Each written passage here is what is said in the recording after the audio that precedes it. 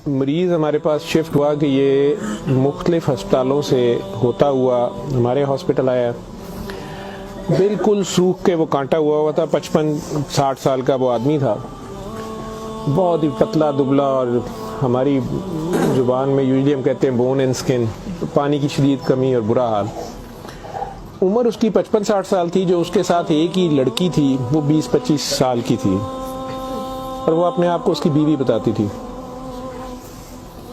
मेरे junior doctors ने मुझे राउंड कराया तो उन्होंने कहा जी कि ये फ़लाँ वार्ड से शिफ्ट हुआ है, इसको 4 महीने से शदीद दस्त लगे हुए हैं, ये कुछ भी खाता है तो इसको डायरिया लग जाता है, और इसके सारे टेस्ट हो गए हैं, गैस्ट्रोस्कोपियाँ, एंडोस्कोपियाँ, बायोप्सी, हर चीज़, इसे कुछ नहीं आ रहा, तशखीस नहीं है। लेकिन अब इसकी हालत इतनी बिगड़ गई है कि ये आईसीयू में शिफ्ट हो गया है, वेंटिलेशन के लिए हुआ है, और इसको कोई दवाई काम नहीं कर रही है। बल्कि मेरे एक जूनियर ने मुझे कहा कि जिस वार्ड से शिफ्ट हुआ है वहाँ की सीनियर डॉक्टर एक है, उन्होंने तंजन कहा है कि डॉक्टर साहब ने कहो एनू सूरत रमान सुनाना। तो ना तो टेस्टों में कुछ आ रहा है और ना कुछ आ रहा है। 4 माह से ऐसे है। तो जो हिस्ट्री होती है, हम जो डॉक्टर्स कॉमन चीज़ें होती हैं वो सारे पूछते हैं। तो बच्चों ने मुझे बताया, जूनियर डॉक्टर्स ने, कि ना शुगर है, ना ये नहीं, वो नहीं, फलानी। मैंने इन्हें कहा कि इसका एड्स का टेस्ट करा लें। तो बच्चों ने कहा कि जी पिछले साल इसका एड्स का टेस्ट मेयो हॉस्पिटल में हुआ था, तब भी इसको इसी तरह डायरिया लगा था और वो नेगेटिव है, और लेकिन पिछले साल फिर ये डायरिया ठीक हो गया था 2-3-4 माह के बाद, फिर ये बहुत बेहतर हालत में हो गया था। लेकिन अब फिर इसको 4 माह से ये है, और अब इसकी ये हालत हो गई। अब ये बेहोश था वो, खैर वेंटिलेटर पे चला गया, लेकिन मैंने फिर भी उसका एड्स का टेस्ट भेज दिया कि भेजो उसका।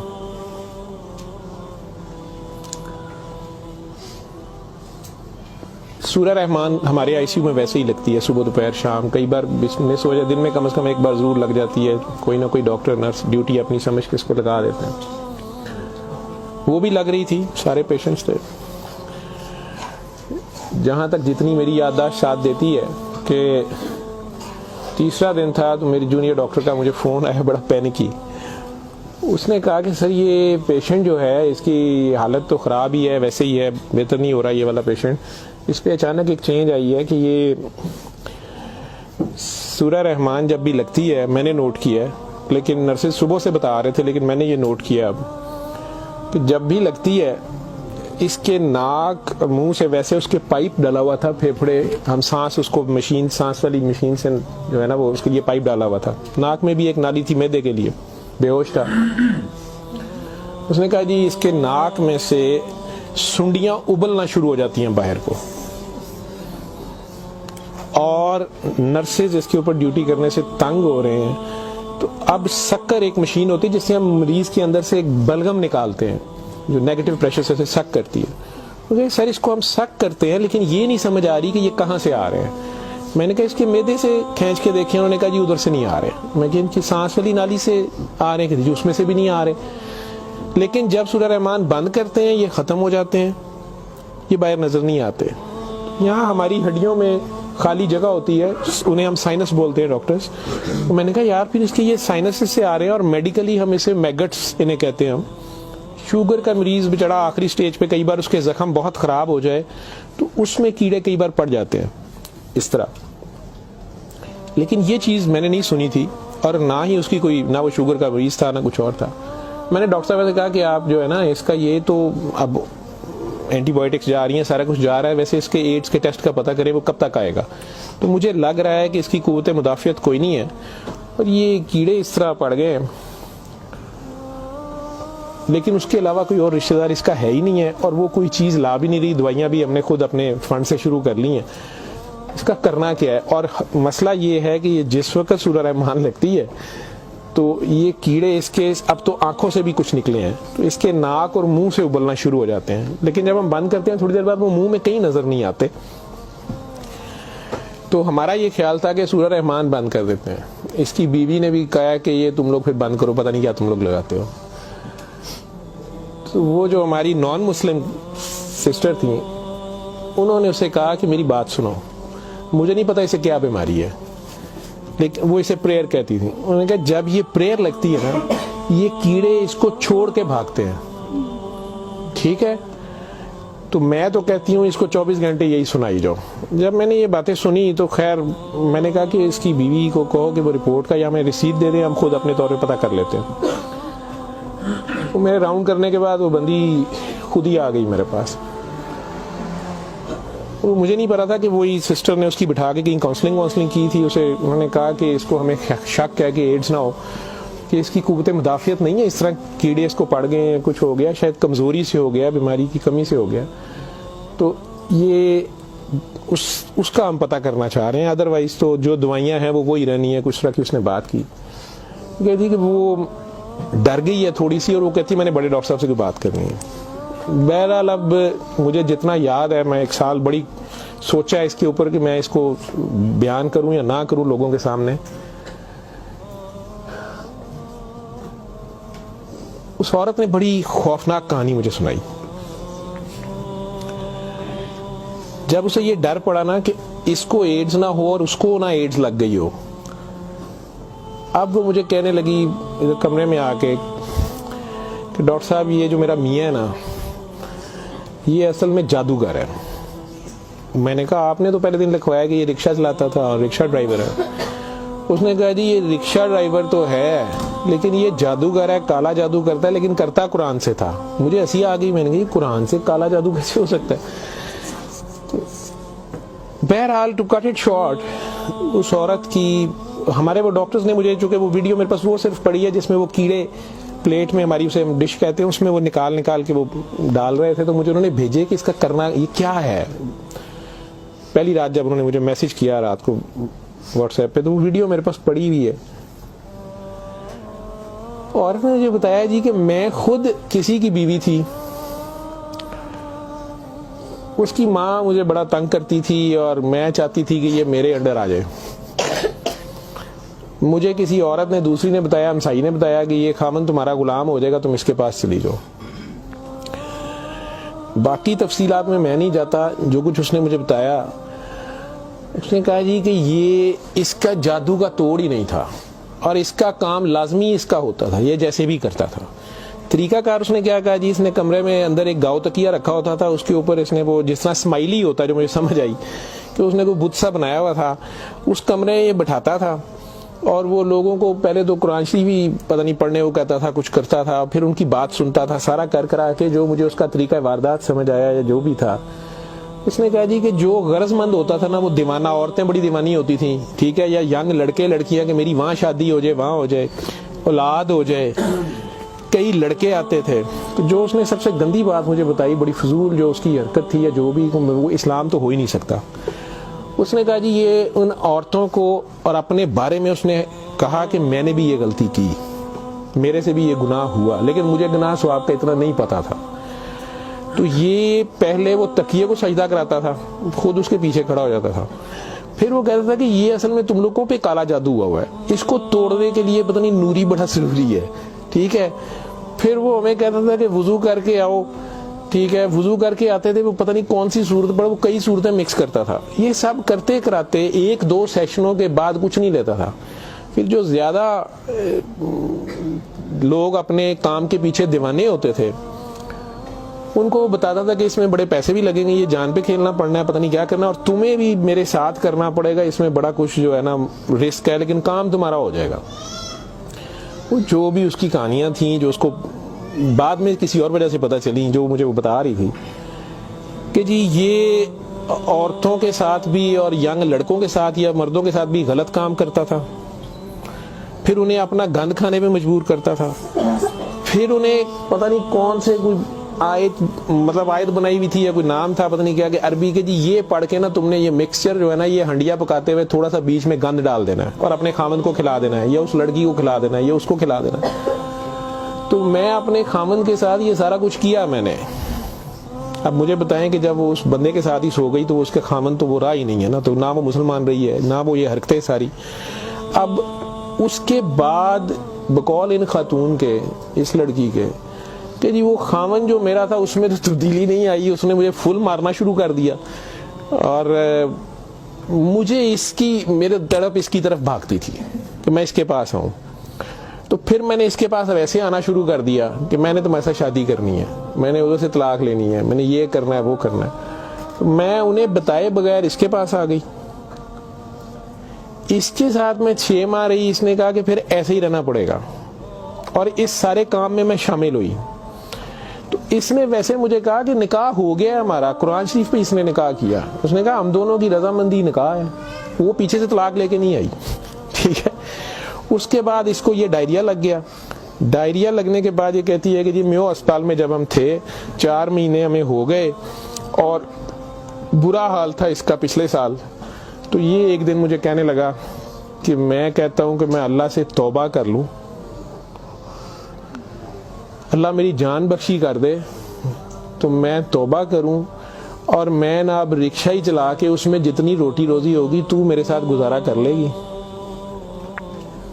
और तू भी वापस चली जा अपने खामन के पास। ठीक।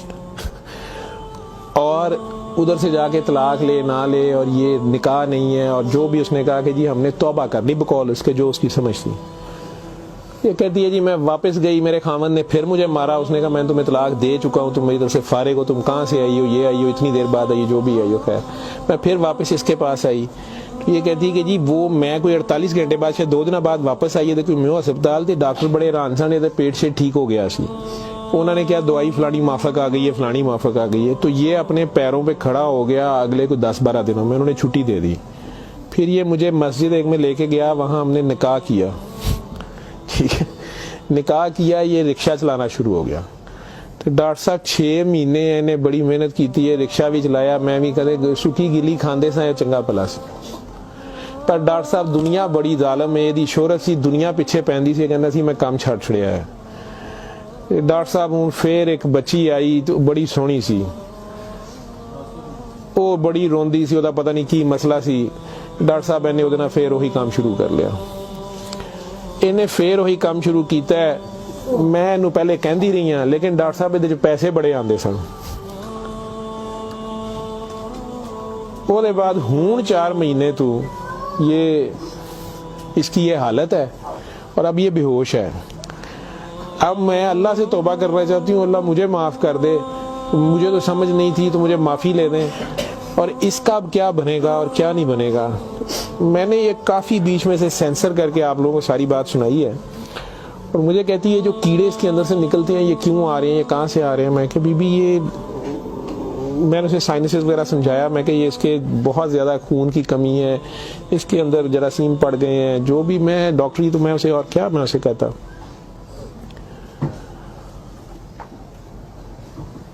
और उस वक्त सारी बात सुना के तो उसने वो रिपोर्ट अंदर से निकाली और मुझे कहती है जी ये रिपोर्ट में तो इसको HIV की रिपोर्ट थी कि जी वो उत्थे रिपोर्ट वाले मैनू कहा है कि डॉक्टर साहब फौरन जाके दिओ ते तुसी वो लेबोरेटरी में कहीं पूछती रही। तो उन्होंने कहा जी तुसी उत्थों जाके पूछो। तो मैं दसिया मेरे खामन दी मैनू दसो, उन्होंने कहा तुसी अपनी भी कराओ। तो डॉक्टर साहब ये रात दी मेरे कोल है, तो मैं मैनू तो नहीं बीमारी होएगी, मैं सूरत रहमान सुन ला। मैंने कहा जी आप भी सुने, 7 दिन सुने, मैं आपको क्या कह सकता हूँ। 1 दिन वो और जिंदा रहा, बंदा मर गया। आखिर तक उसके कीड़े वो आते रहे उसी तरह। जब भी वो सूरत रहमान लगती थी वो ऐसे होता था जैसे उबलते थे बाहर को, नाक से उसके, मतलब वो 1-2 नहीं होते थे कि जिन्हें आप पकड़ के साइड पे कर दें। मैंने बताया ना कि वो शक्कर मशीन रख के, तो उससे वो शक्कर में हम शक करते थे उसको सारा, वो मशीन में जाते थे, लंबी सुनियाँ उसकी नाक से मुंह से। और आखिर में वो औरत भी उसकी डेड बॉडी लेने में भी तैयार नहीं थी। नहीं जी ये मैं नू कितने दबांगी, ये वो। मैं नहीं, अब इसको ये तो आप नहीं लेके जाना, हम हॉस्पिटल से हम क्या कर सकते हैं। अल्लाह जाने की साल पुरानी बात हमारे हॉस्पिटल में रह के गया है पेश। अव्वल तो मुसलमान ना जादू कर सकता है, अगर वो जादू वाला इल्म कहीं से सीख भी लेता है या अपने तरीके से वो समझता है वो जादू कर रहा है, तो वो मुसलमान नहीं रहता। एक चीज़, कुरान को ही लोग मिसयूज करते हैं, नापाक हालत में गलत तरीके से बड़ा कुछ करते हैं, और कई बार हम नासमझी में भी अपना खसारा बढ़ाते हैं, हमें समझ नहीं होती और हम कुछ चीज़ें करते हैं। कुरान खुद कह रहा है कि इससे मोमिन के लिए शिफा और रहमत है, और जालिम इसी में से अपने लिए खसारा बढ़ाते हैं। अपनी जान पे जुल्म करना भी जुल्म ही होता है। तो अव्वल तो मुसलमान जादू ना कर सकता है, ना किसी दूसरे पे करवाता है। अगर दूसरे पे भी करवाता वो मुसलमान नहीं रहता। जब आप जादू के चक्कर में पड़ेंगे, ये खुद शिरक है। आप अल्लाह बनने की कोशिश कर रहे हैं ना, आप अपनी मर्जी के रिजल्ट्स लेने की कोशिश कर रहे हैं, ठीक है, माफुकुल फितरत तरीके से, और फिर उससे ज़्यादा बड़ी बदबख्ती कि अल्लाह के कलाम को मिसयूज़ करके, इशारा करके, तो वो मुसलमान नहीं रहता। मैंने उस दिन भी बताया था, वो बच्ची अमेरिका से जो फ़ोन कर रही थी, आप लोगों के सामने यहाँ मैंने उसे कलमा शहादत पढ़ाया था, उसे दोबारा कलमा पढ़वाया था, क्योंकि उसको पता नहीं था। यहाँ वो आई तो उससे यही काम किसी और ने करवाया।